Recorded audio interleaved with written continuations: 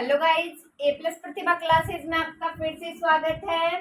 तो टॉपिक चल रहा था हमारा राजस्थानी साहित्य व प्रमुख साहित्यकार। तो कुछ एक हमने पढ़ लिए थे, जैसे मुहरोद नैन्सी है, दयालदास है, इनकी बात हमने कर ली थी। तो आज हेडिंग लगा लीजिए आप बांकीदास। तो पढ़ते हैं बांकीदास। लिख लीजिए, क्या लिखना है? बांकीदास। बात करते हैं बांकीदास साहित्यकार की। तो ये जोधपुर के शासक जो थे मानसिंह, उनके दरबारी थे। इनके मानसिंह के दरबारी। तो बांकीदास का मानसिंह से परिचय किसने करवाया था? मानसिंह के गुरु थे देवनाथ, तो उन्होंने करवाया था। तो मानसिंह ने प्रथम भेंट बांकीदास को क्या किया था? 1,00,000 पसाव भेंट किए थे इनको। तो ये बात लिखते हैं, लिख लीजिए। यह जोधपुर के शासक मानसिंह का दरबारी था। लिखे, यह जोधपुर के शासक, यह जोधपुर के शासक मानसिंह का, जोधपुर के शासक मानसिंह का दरबारी था।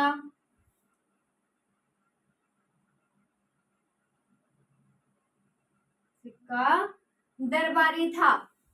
किनका दरबारी था? मानसिंह का दरबारी था। तो बांकीदास का मानसिंह से परिचय किसने करवाया था? मानसिंह के गुरु देवनाथ ने करवाया था। तो मानसिंह के गुरु कौन थे? लिखिए, मानसिंह के गुरु थे देवनाथ। ये बात लिख लीजिए, मानसिंह के गुरु कौन थे? मानसिंह के गुरु, आगे लिख लीजिए, देवनाथ।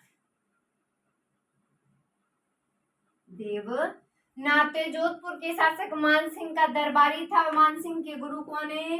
देवनाथ। तो मानसिंह ने प्रथम भेंट में बांकीदास को प्रसन्न कर दिया था। तो बांकीदास ख्यात की रचना भी की इसने।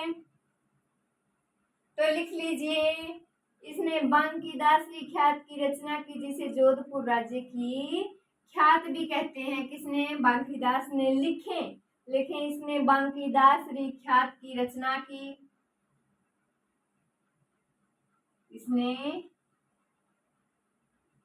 बांकीदास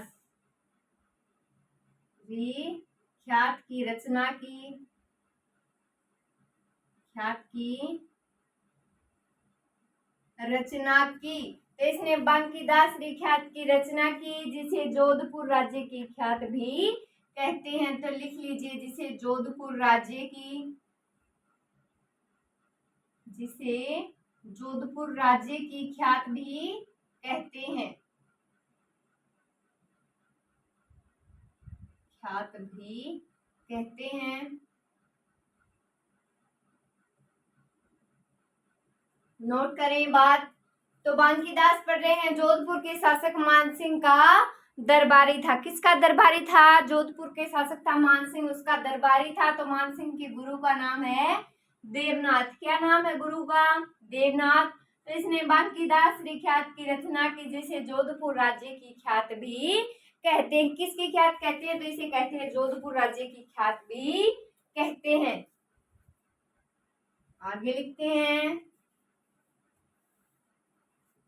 तो आगे बात करते हैं। तो बांकीदास ने राजस्थान के राजाओं द्वारा अंग्रेजों की अधीनता स्वीकार करवाने के संबंध में क्या लिखा है? आयो अंग्रेज मुल्क के ऊपर। तो ये बात नोट करेंगे।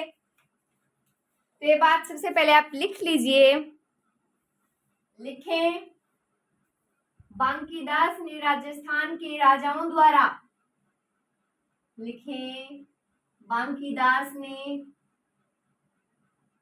राजस्थान के राजाओं द्वारा,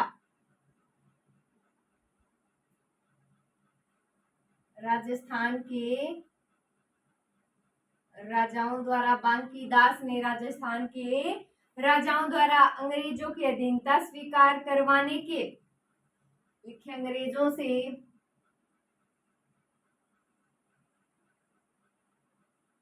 अधीनता स्वीकार करवाने के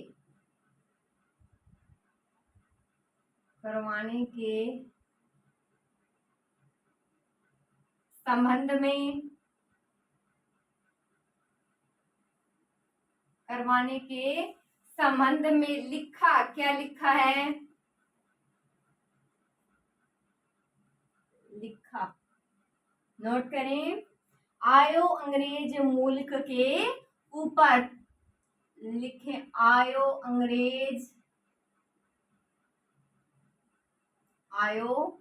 अंग्रेज मुल्क के ऊपर। आयो अंग्रेज मुल्क के ऊपर। तो बांकीदास के 36 काव्य ग्रंथ है, जिसमें सूर, छत्तीसी, गंगा लहरी, वीर विनोदी ये सारी प्रमुख हैं। तो ये बात लिख लीजिए। लिखे, बांकीदास के 36 काव्य ग्रंथ हैं। बांकीदास के 36 काव्य ग्रंथ हैं। काव्य ग्रंथ हैं जिनमें सूर छत्तीसी, गंगा लहरी,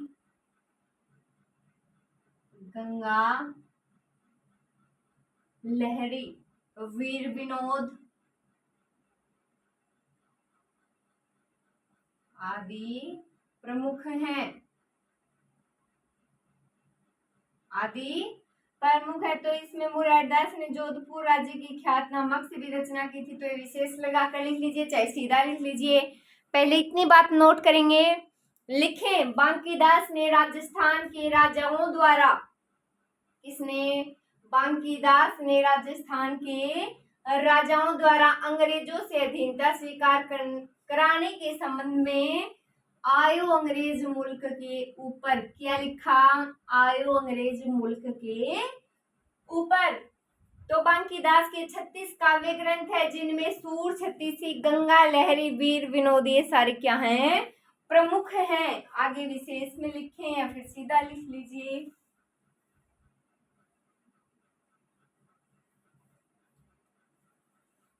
लिखें, मुरारीदास ने जोधपुर राज्य की ख्यात।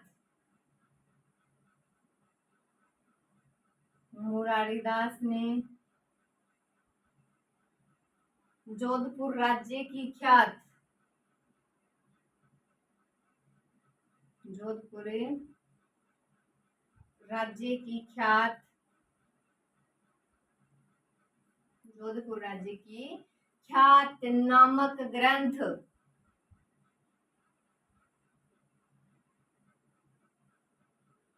की रचना की।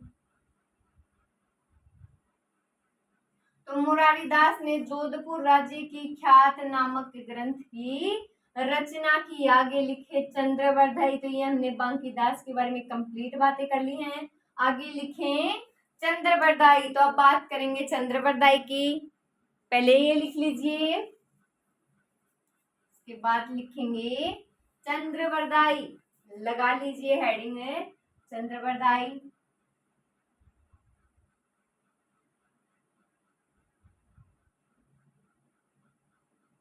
चंद्रवर्धाई तो पहले सुन लीजिए एक बार। तो इनका जन्म लाहौर के एक भट्ट ब्राह्मण परिवार में हुआ और इनका वास्तविक नाम क्या था? पृथ्वी भट्ट वलाधी था इनका जो मूल नाम था, वास्तविक नाम था। तो चंद्रवर्धाई अजमेर के चौहान वंश के शासक पृथ्वीराज चौहान के क्या था? दरबारी थे। तो चंद्रवर्धाई की कुल देवी अजमेर में कौन है? चामुंडा माता। तो इसमें वीर रस, पृथ्वीराज रासो इन ग्रंथों की रचना की। तो इन ग्रंथों की रचना पूरी किसने की? जलहन ने। शुरुआत किसने की? इन्होंने। और पूरी इनके बेटे जलहन ने की थी। तो इनके ग्रंथ को लोकप्रिय जैसे कर्नल जेम्स टोड ने बनाया था। इनके ग्रंथ को? चंद्रवर्धाई ग्रंथ को, या फिर इनका दूसरा नाम क्या है? पृथ्वी भट्ट वलादी। तो ये बात सारी इसमें नोट करेंगे। तो आप हेडिंग लगा लीजिए चंद्रवर्धाई। तो बात करते हैं चंद्रवर्धाई के बारे में। सबसे पहले लिखे जन्म।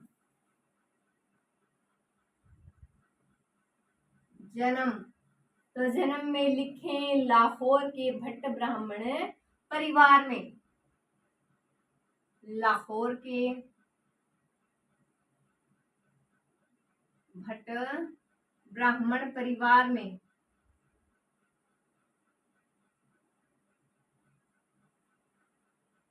लाहौर के भट्ट ब्राह्मण परिवार में। तो इनका वास्तविक नाम पृथ्वी भट्ट वलादी था। लिखें वास्तविक नाम, वास्तविक नाम क्या था? वास्तविक नाम पृथ्वी भट्ट वलादी। नोट करें, पृथ्वी भट्ट वलादी इनका वास्तविक नाम।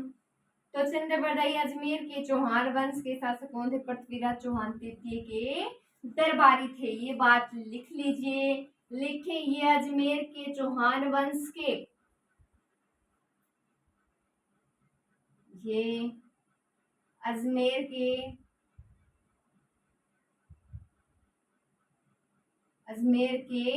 चौहान वंश के, अजमेर के चौहान वंश के शासक,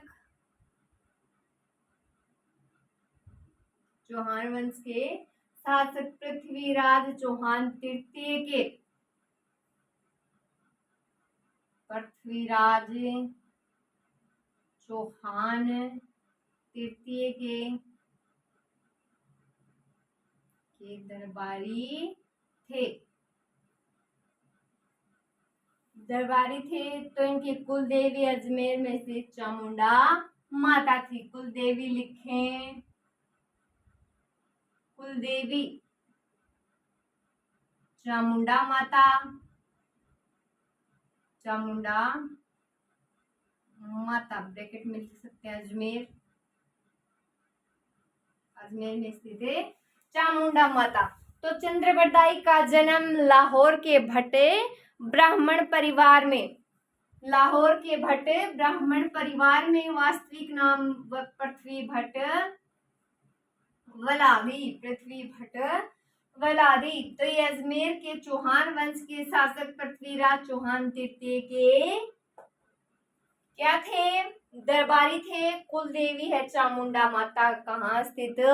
अजमेर। तो जन्म लाहौर के भट्ट ब्राह्मण परिवार में। वास्तविक नाम पृथ्वी भट्टे वलादी। तो ये अजमेर के चौहान वंश के शासक पृथ्वीराज चौहान तृतीय के दरबारी थे। तो कुल देवी चामुंडा माता कहाँ स्थित? अजमेर। आगे लिखते हैं, इतनी बात नोट हो गई, आगे लिखें।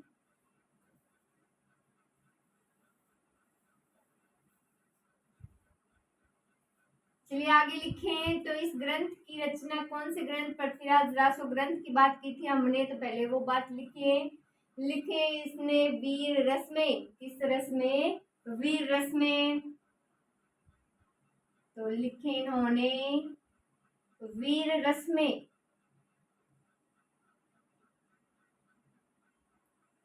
वीर रस में पृथ्वीराज रासो नामक ग्रंथ की रचना की। लिखे पृथ्वीराज रासो, पृथ्वीराज रासो नामक ग्रंथ की रचना की।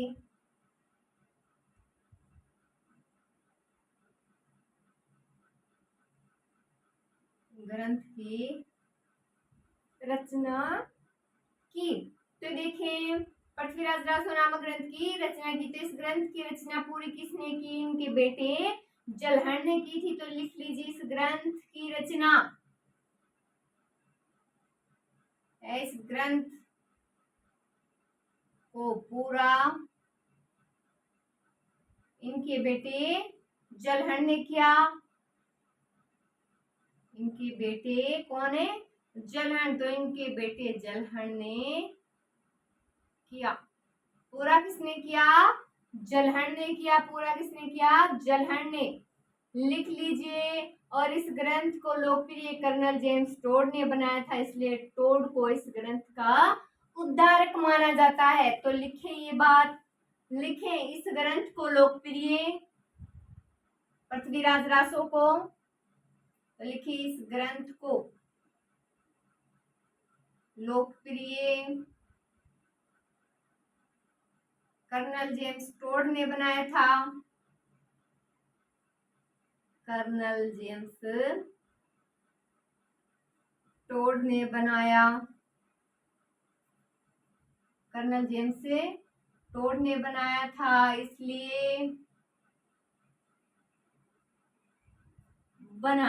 इसलिए टोड को इस ग्रंथ का उद्धारक माना जाता है। टोड को इस ग्रंथ का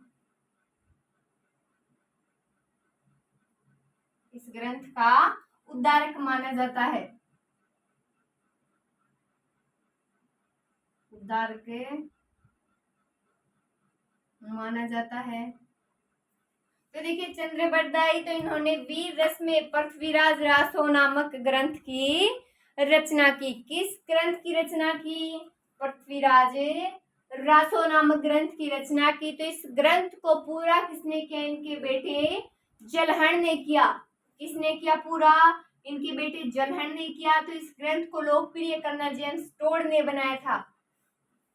फिर से बोले, किसने बनाया था लोकप्रिय? कर्नल जेम्स टोड ने बनाया था, इसलिए टोड को इस ग्रंथ का उद्धारक माना जाता है। क्या माना जाता है? टोड को इस ग्रंथ का उद्धारक माना जाता है। इंपॉर्टेंट बात है, फिर से रिवाइज कीजिए। तो इन्होंने वीर रस में पृथ्वीराज रासो नामक ग्रंथ की रचना की। इस ग्रंथ को पूरा इनके बेटे जलहण ने किया। तो इस ग्रंथ को लोकप्रिय कर्नल जेम्स टोड ने बनाया, इसलिए टोड को इस ग्रंथ का उद्धारक माना जाता है। पृथ्वीराज रासो का उद्धारक किसे माना जाता है? कर्नल जेम्स टोड को माना जाता है। आगे लिखें।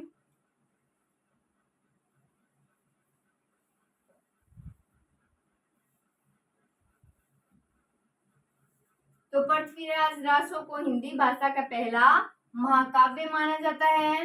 लिखो तो लिख सकते हो कि पृथ्वीराज रासो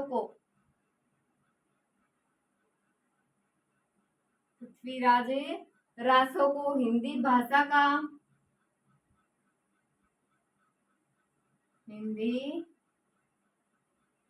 का पहला महाकाव्य माना जाता है।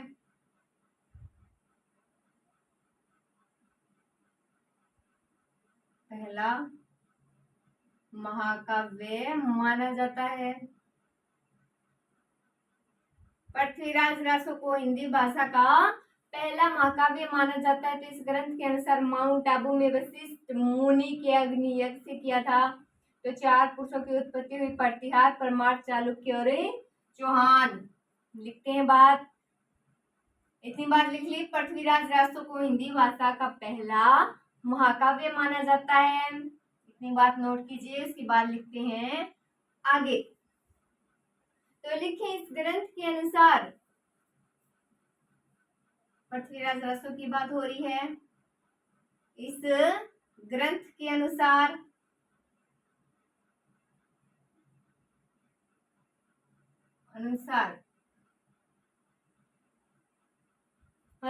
माउंट आबू में वशिष्ठ मुनि ने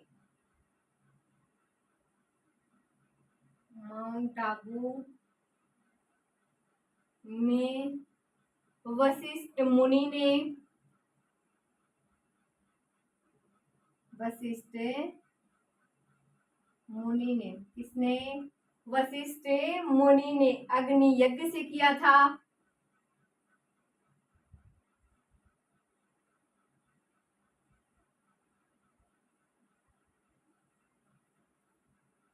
अग्नि यज्ञ किया था, जिससे 4 वीर पुरुषों की उत्पत्ति हुई। 4 वीर पुरुषों की उत्पत्ति हुई। 4 वीर पुरुषों की उत्पत्ति हुई, प्रतिहार, परमार, चालुक्य और चौहान। तो लिखें प्रतिहार, परमार कौन से थे? 4। तो पहले लिखें Pratihara, number 2 Parmar, number 3 Chalukya, number 4 Chauhan.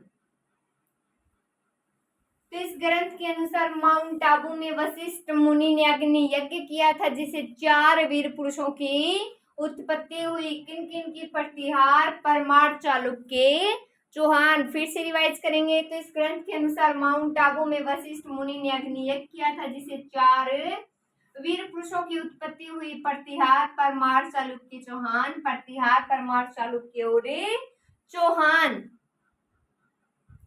तो बात करते हैं अब आगे। तो पृथ्वीराज रासो के अनुसार मोहम्मद गोरी पृथ्वीराज चौहान पृथ्वीराज को बंदी बनाकर गजनी ले गया था।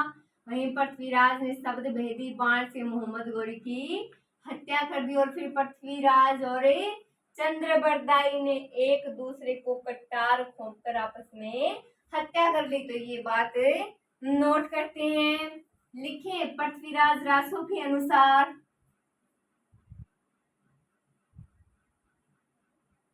पृथ्वीराज शब्द भेदी बाण से क्या समझे? शब्दों से, इशारा शब्दों से उसको समझा दिया, इशारों से। तो लिखे पृथ्वीराज रासो के अनुसार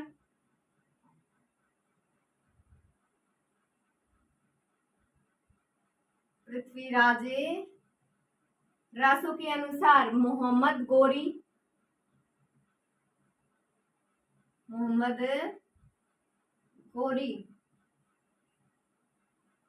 मोहम्मद गोरी पृथ्वीराज को बंदी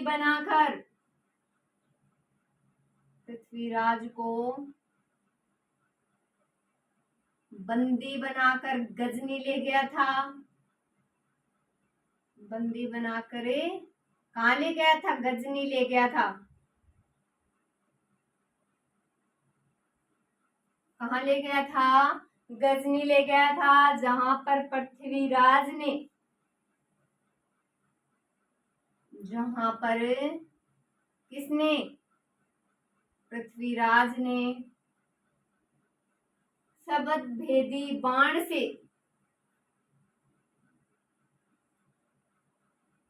शब्द भेदी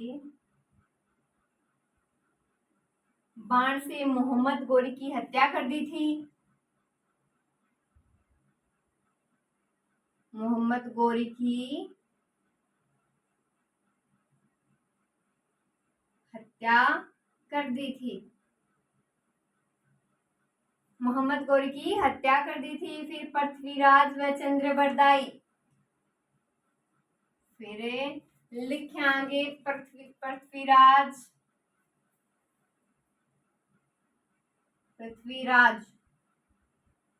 एवं चंद्रबरदाई। फिर पृथ्वीराज एवं चंद्रबरदाई ने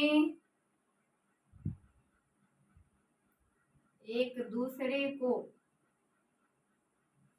कटार घोंपकर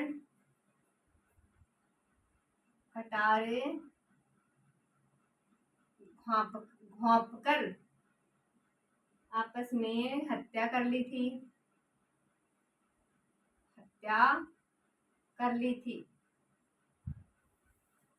तो देखिए पृथ्वीराज रासो के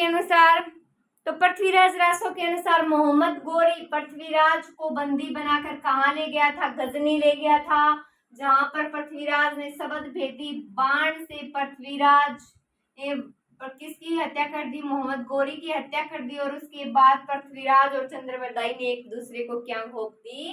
कटारे घोंप दी और आपस में हत्या कर ली। आगे लिखे सूर्यमल मिश्रण। बात करते हैं सूर्यमल मिश्रण जी की।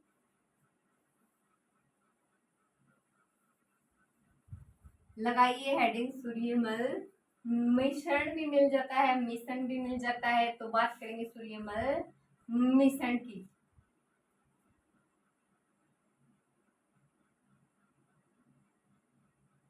सूर्यमल मिश्रण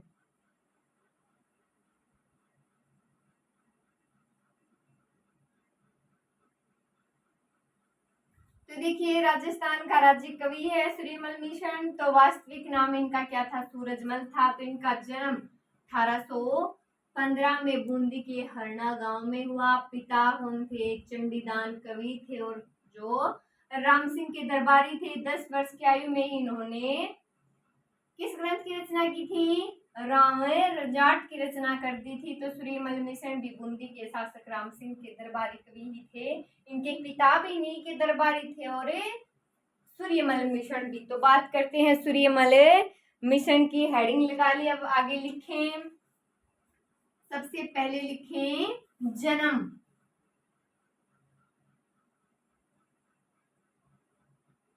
जन्म में लिखें 1815 ईस्वी में। 1815 ईस्वी में बूंदी के हरना गांव में।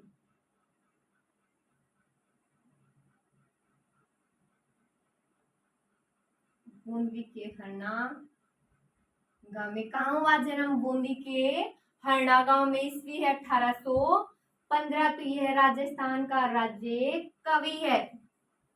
पहले वास्तविक नाम और लिख लीजिए। वास्तविक नाम क्या था इनका? वास्तविक नाम सूरजमल। वास्तविक नाम है सूरजमल। तो यह राजस्थान का राज्य कवि है। ये बात लिखें। राजस्थान का राज्य कवि।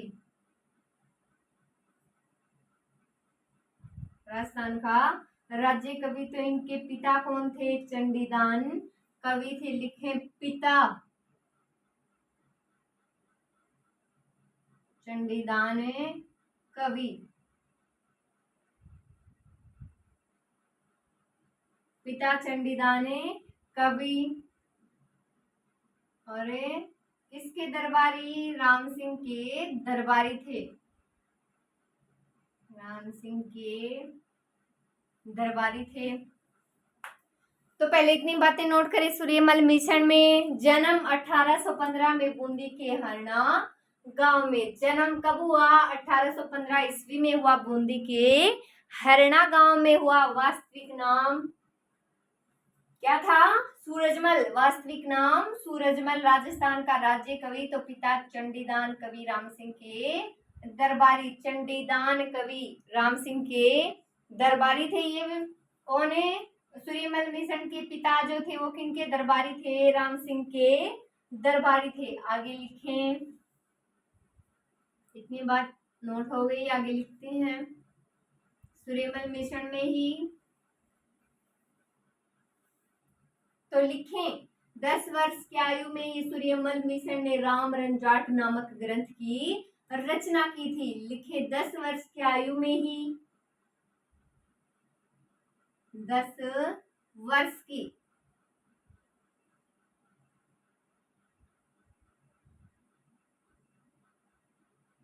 लिखें 10 वर्ष की आयु में ही सूर्यमल मिशन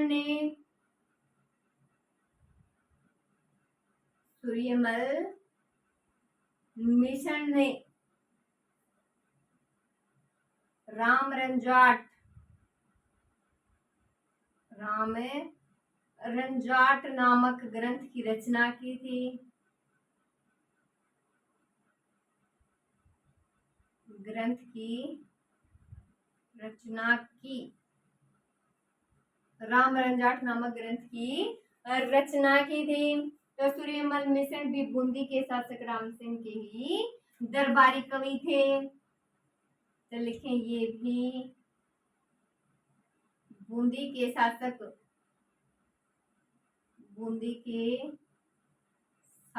कौन है? राम सिंह। तो लिखे राम सिंह के दरबारी थे।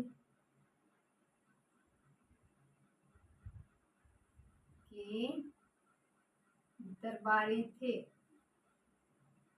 तो 10 वर्ष की आयु में ही सूर्यमल मिशन ने राम रंजाट नामक ग्रंथ की रचना की थी। किस ग्रंथ की रचना? 10 वर्ष की आयु में ही सूर्यमल मिशन ने राम रंजाट नामक ग्रंथ की रचना की। तो ये भी बूंदी के शासक राम सिंह के दरबारी थे। किन के दरबारी थे? बूंदी के शासक राम सिंह के दरबारी। इनके पिता भी इन्हीं के दरबारी थे। लिखें। आगे लिखते हैं तो मिशन की प्रसिद्ध जो ग्रंथ है वो कौन सा है? वंश भास्कर है। लिखिए प्रसिद्ध ग्रंथ, प्रसिद्ध ग्रंथ। तो प्रसिद्ध ग्रंथ में लिख लीजिए वंश भास्कर।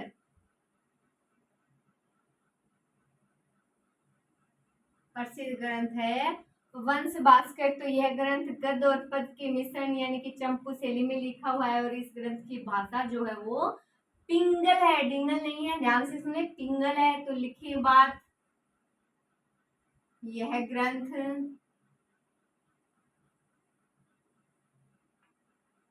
गद्य व पद्य, गद्य व पद्य के मिश्रण अर्थात चंपू शैली में लिखा हुआ है। चंपू शैली में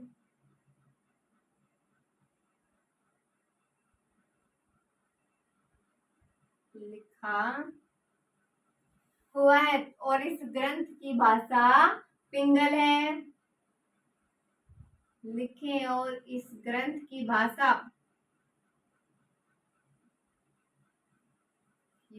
है पिंगल। पिंगल है। तो इतनी बात नोट करें पहले। तो प्रसिद्ध ग्रंथ है इनका वंश भास्कर। कौन सा ग्रंथ है? वंश भास्कर। तो यह ग्रंथ गद्य पद्य के मिश्रण यानी कि चंपू शैली में लिखा हुआ है और इस ग्रंथ की भाषा कौन सी है? पिंगल। कौन सी भाषा है? पिंगल। आगे लिखें। सूर्यमल मिशन में लिखना है। तो इस ग्रंथ में बूंदी के इतिहास के साथ साथ राजस्थान और भारत के इतिहास की भी थोड़ी बहुत विवेचना भी है। तो इस ग्रंथ में मराठों की गतिविधियां और कृष्णा कुमारी को जब जहर दे दिया गया था तो विस्मान का वो भी वर्णन है। तो लिखें, इस ग्रंथ में बूंदी का इतिहास है। लिखें, इस ग्रंथ में बूंदी का इतिहास है। बूंदी का इतिहास है। किसका इतिहास है? बूंदी का इतिहास है। तो इस ग्रंथ में मराठों की गतिविधियों, लिखें इसमें मराठों की गतिविधियों,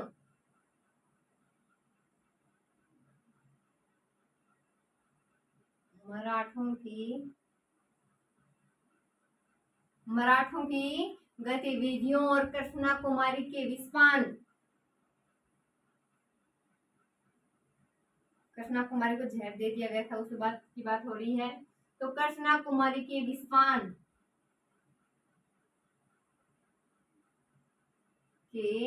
विस्पान का भी वर्णन है।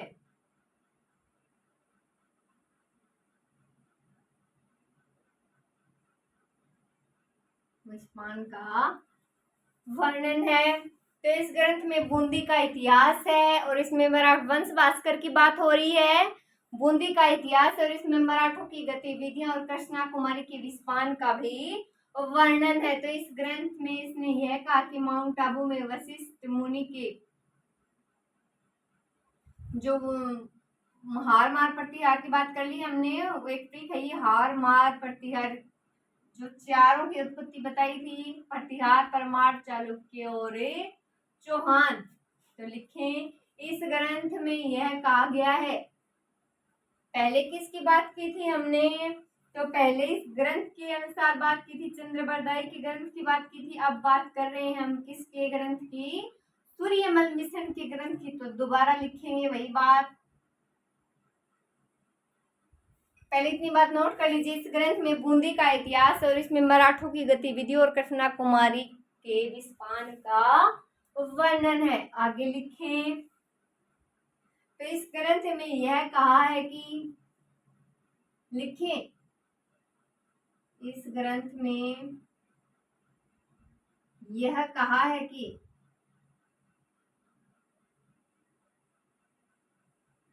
इस ग्रंथ में यह कहा है कि माउंट आबू में वशिष्ठ मुनि के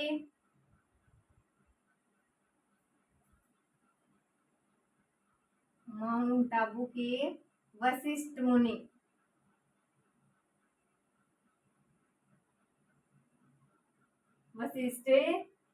के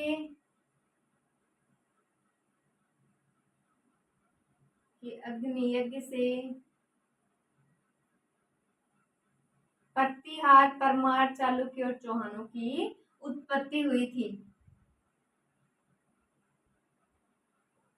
प्रतिहार परमार चालुक्य एवं चौहानों की उत्पत्ति हुई थी।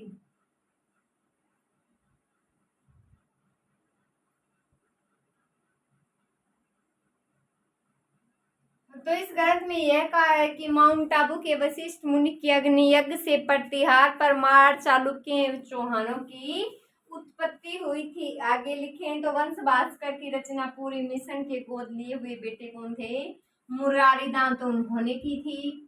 तो ये बात लिखें, लिखिए वंश भास्कर की रचना, वंश भास्कर की रचना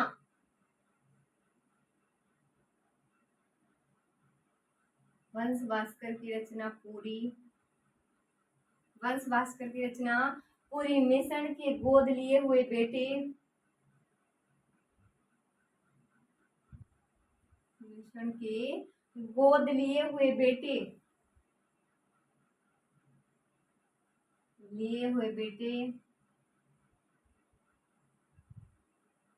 मुरारी दान ने की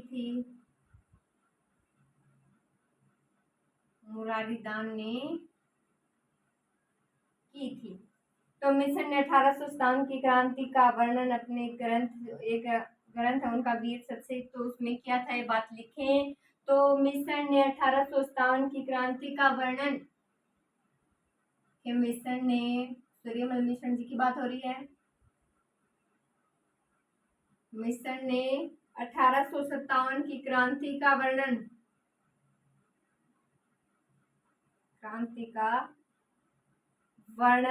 अपने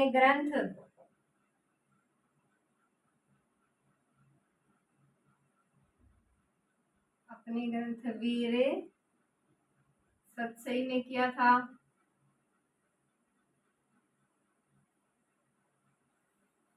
तो वंश भास्कर की रचना पूरी मिशन के गोद लिए हुए बेटे मुरारी दान ने की। तो मिशन ने 1857 की क्रांति का वर्णन अपने ग्रंथ वीर सत्सई में किया था। फिर से रिवाइज कीजिए, वंश भास्कर की रचना पूरी मिशन के गोद लिए हुए बेटे का नाम है मुरारी दान, तो इन्होंने की। तो मिशन ने 1857 की क्रांति का वर्णन अपने ग्रंथ वीर सत्सई में किया था।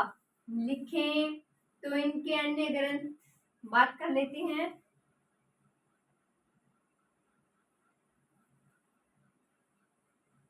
अन्य ग्रंथ जैसे बलवद विलास, छंदमयूख, धातु, रूपावली, सतीरासो ये हैं। लिखे अन्य ग्रंथ, वीर सत्सई की बात हो गई, वीर विनोद की बात हो गई। अब लिख लीजिए अन्य ग्रंथ। लिखे बलवद विलास,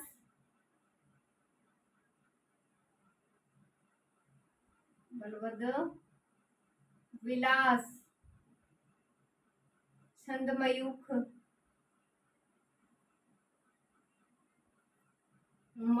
धातु, रूपावली,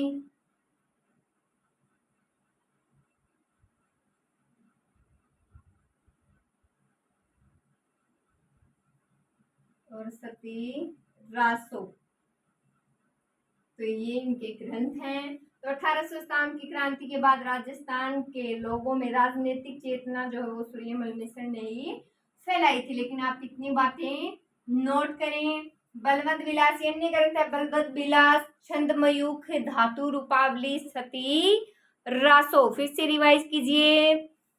बलवत बिलास छंद मयूख धातु रूपावली व सती रासो। आगे लिखें कविराज श्यामल दास।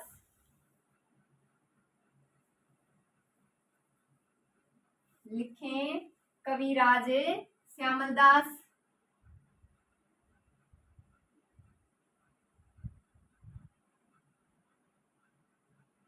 कविराज श्यामल दास। तो श्यामल दास का जन्म भीलवाड़ा के धुपलिया गांव में 1836 में हुआ। तो मेवाड़ के शासक शंभू सिंह और सज्जन सिंह का ये दरबारी कवि था। तो अंग्रेजों ने इन्हें केसरे हिंद की उपाधि दी थी। मेवाड़ के शासक सज्जन सिंह ने श्यामल दास को मेवाड़ राज्य की पुस्तकालय का अध्यक्ष भी बनाया था। तो ये सारी बातें नोट करते हैं। लिखें जन्म।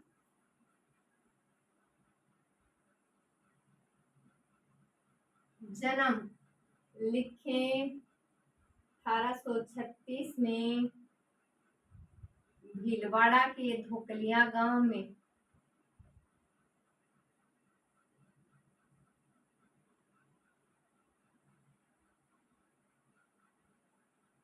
भीलवाड़ा के धोकलिया गांव में। तो ये मेवाड़ के शासक शंभू सिंह और गजनी सिंह का दरबारी कवि था। लिखे यह मेवाड़ के शासक, यह मेवाड़ के शासक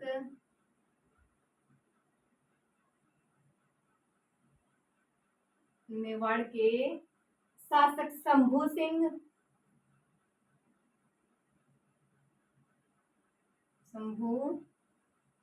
व सज्जन सिंह का दरबारी कवि था।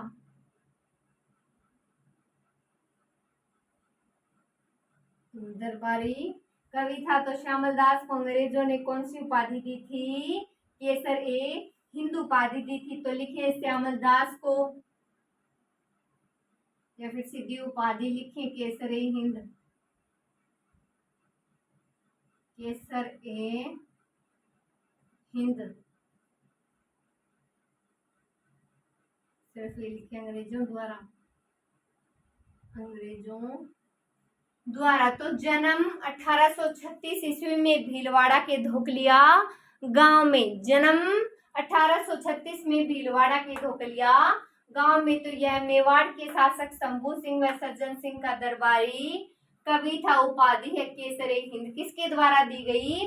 अंग्रेजों के द्वारा श्यामल दास को दी गई। फिर से रिवाइज कर लीजिए। चलिए, जन्म 1836 में भीलवाड़ा के धोकलिया गांव में। तो यह मेवाड़ के शासक शंभू सिंह व सज्जन सिंह का दरबारी कवि था। उपाधि केसरे हिंद किनके द्वारा दी गई?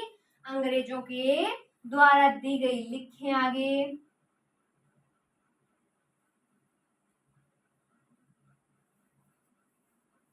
लिखें आगे। तो कब बनाया गया इनको? अध्यक्ष भी बनाया गया। सज्जन सिंह ने श्यामल दास को मेवाड़ राज्य के पुस्तकालय का अध्यक्ष भी बनाया था। नोट नहीं करेंगे। आगे लिखे 1881 में भील विद्रोह के दौरान श्यामल दास को भीलों की समझौते के लिए भी भेजा गया था। तो लिखे ये 1881 ईस्वी के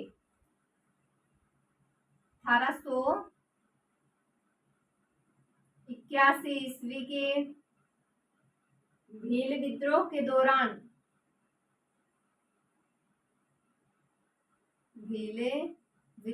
दौरान इन्हें भीलों के समझौते के लिए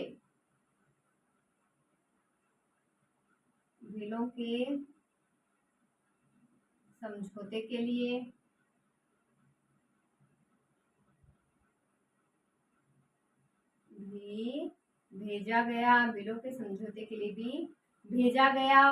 तो गौरी शंकर हीराचंद ओझा श्यामल दास के क्या थे? सहयोगी थे। तो सज्जन सिंह ने श्यामल दास को किसकी उपाधि दी?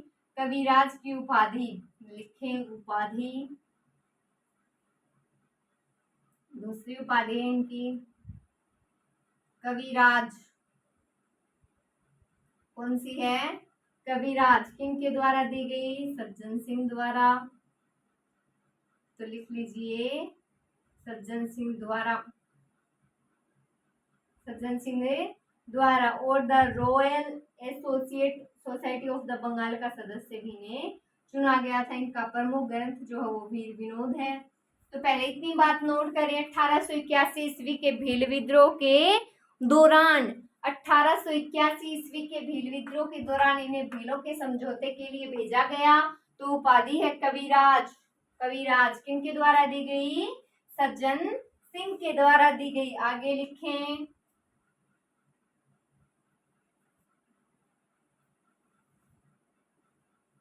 तो प्रमुख ग्रंथ है इनका कौन सा? वीर विनोद। लिखें श्यामल दास का प्रमुख ग्रंथ। प्रमुख ग्रंथ वीर विनोद। वीर विनोद जो 5 जिलों में विभाजित है। तो श्यामलदास ने अपने ग्रंथ में शंभू सिंह और सज्जन सिंह के कार्यों की प्रशंसा की है और इनकी विलासिता की कुछ निंदा भी की है। तो आप इतनी बात लिखें, प्रसिद्ध ग्रंथ कौन सा इनका प्रमुख जो है वो वीर विनोद है। तो ये हमारा श्यामलदास कंप्लीट। तो आगे हमें क्या पढ़ना है? पंडित गौरी शंकर हीराचंद ओझा। गौरी शंकर हीराचंद ओझा। तो नेक्स्ट बात करते हैं हम पंडित गौरी शंकर हीराचंद ओझा। आज के लिए इतना ही। Thank you so much.